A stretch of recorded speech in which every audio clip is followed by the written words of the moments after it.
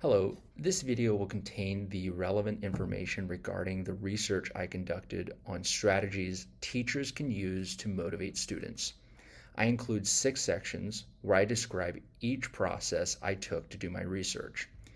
First, motivation is the characteristic in which an individual has the desire to direct and sustain energy toward an achievable goal.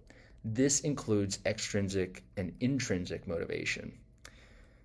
Second, I wanted to learn about strategies to increase student motivation and how teachers may or may not use them in a classroom. To do this, the research question I asked was, what do teachers find are the most effective motivators for their students?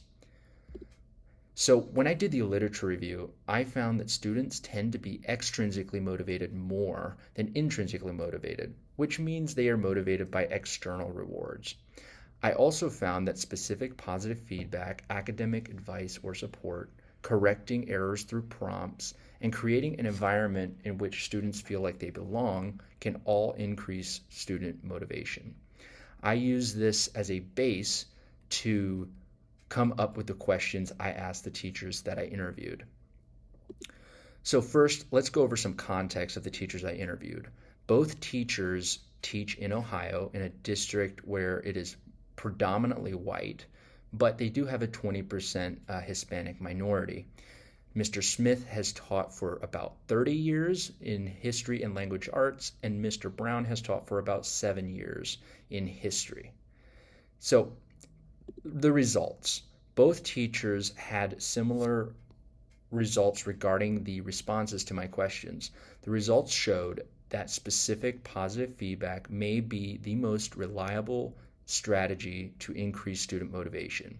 But academic feedback and correction also are shown to increase it. However, both teachers mentioned it can depend on the student's personality and how the correction is put out by the teacher. They did not find a correlation between creating a sense of belonging and motivation, but they both pointed out that it is still very important because it helps build a relationship with the student, which can in turn help when you're trying to give academic advice or correction. To conclude, all the previously mentioned strategies seem like helpful teaching strategies, but the most useful in increasing student motivation is specific personalized feedback. Giving academic support and advice seem to increase motivation, but are not as reliable. A few issues with this study is the small sample size, as I only interviewed 2 teachers. I would also recommend for future research to become a little bit more specific on what kind of motivation you are researching, as defining motivation only as extrinsic and intrinsic is very broad. Thank you for watching.